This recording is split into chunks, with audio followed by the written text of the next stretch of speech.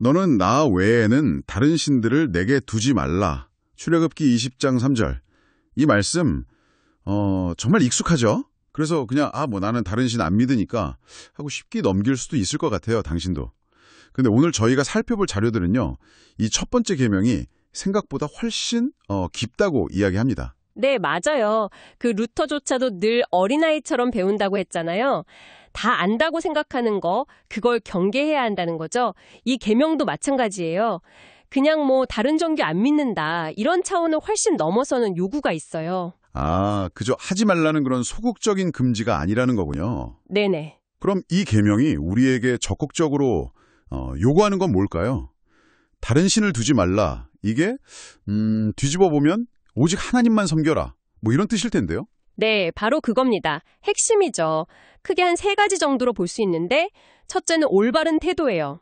하나님만이 정말 유일한 창조주시고 우리는 그분의 피조물이다. 이걸 인정하는 거죠. 개미가 사람을 다 이해할 수 없는 것처럼요. 그 엄청난 차이를 인정하고 좀 경외하는 마음을 갖는 거. 경외심이요? 네. 그리고 두 번째는 올바른 생각입니다. 하나님을 알려고 할 때 내 경험이나 느낌, 꿈 이런 거 말고요. 오직 하나님께서 자신을 보여주신 그 말씀, 성경을 통해서만 하나님을 바르게 알아가야 한다는 거죠. 그 올바른 태도랑 생각이 있으면 그게 자연스럽게 삶으로도 딱 연결이 되겠네요. 그렇죠. 그게 바로 3번째, 올바른 반응입니다. 삶과 행동이죠. 하나님을 알고 또 경외하는 태도가 있다면 당연히 그분을 사랑하고 신뢰하고 또 그분의 말씀에 순종하고 예배하는 삶으로 이게 나타나야 하는 거예요. 태도, 생각, 그리고 순종하는 삶.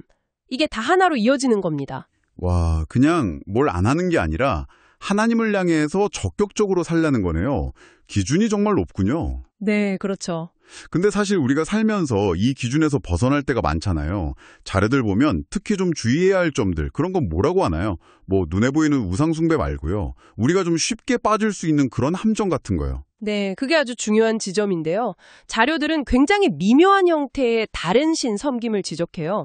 대표적인 게 실천적 무신론이라는 겁니다. 실천적 무신론이요? 그건 뭔가요? 입으로는 하나님 믿는다고 말해요. 근데 실제 삶을 보면 마치 하나님이 안 계신 것처럼 생각하고 행동하는 거예요. 말과 삶이 다른 거군요. 예를 들면 어떤 걸까요? 예를 들어서 직장에서 중요한 결정을 할 때요. 철저하게 그냥 이해득실만 따지고 하나님의 뜻이 뭘까 이걸 한 번도 생각 안 하거나 기도를 안 한다면, 아니면 자녀 문제로 막 고민하면서 세상의 조언은 다 듣는데 정작 성경은 덮어두고 기도도 안 한다면, 이게 바로 말로는 믿지만 삶의 주인이 그냥 나인 성태, 실천적 무신론이죠. 와, 정말 뼈아픈 지적이네요. 저도 모르게 그러고 있을 때가 많을 것 같습니다. 또 다른 건 없나요? 미묘한 우상숭배도 있어요. 이게 꼭 불상 앞에 절하고 그래야만 우상숭배가 아니거든요. 하나님의 인도하심 대신에 다른 어떤 것에서 궁극적인 답이나 위안, 안전 이런 걸 찾으려고 하는 거, 그게 다 우상숭배가 될 수 있어요. 다른 것에서요? 네, 예를 들어 불안할 때마다 습관적으로 운세 찾아보고, 아니면 성공이나 돈, 사람들의 인정, 심지어 건강이나 지식같이 좋은 것들조차도요, 하나님보다 이걸 더 의지하고 여기에 더 큰 가치를 둔다. 그럼 그게 바로 내 안에 우상이 되는 거죠. 하나님이 계셔야 할 그 자리에 내가 다른 걸 슬쩍 올려놓는 거네요. 듣고 보니 제가 하나님께 드려야 할 시간이나 관심, 또 신뢰 같은 걸 다른 데 빼앗기고 있다면 그것도 문제가 되겠네요. 정확합니다. 그게 바로 하나님께 대한 의무태만으로 이어질 수 있는 거죠. 마땅히 드려야 할 감사나 예배를 소홀히 한다거나 아니면 나에게 맡겨진 책임, 소명 이런 걸 게을리하는 거예요. 성경에 보면 그 사울 왕이 기다리지 못하고 자기가 제사 드렸잖아요. 네네, 그랬죠. 하나님의 때랑 방법을 신뢰하지 못하고 그냥 내 방식대로 하려는 조급함, 이것도 해당될 수 있고요. 또 내게 주신 재능이나 기회를 하나님 영광이 아니라 그냥 나를 위해서 쓰려고 하는 마음, 이것도 다 이 계명을 어기는 게 될 수 있어요. 이야, 정말 첫 번째 계명 하나에 이렇게까지 많은 의미가 담겨 있을 줄은 몰랐네요. 단순히 다른 신 믿지 마, 이게 아니라 내 삶의 모든 영역에서 정말 하나님을 첫 자리에 제대로 모시고 있나? 혹시 그 자리를 다른 무언가가 차지하고 있지는 않은지 계속 돌아보라는 거군요. 네, 맞습니다. 그래서 이 계명을 온전히 지킨다는 건 사실 평생에 걸친 영적 싸움이에요. 쉽지 않죠.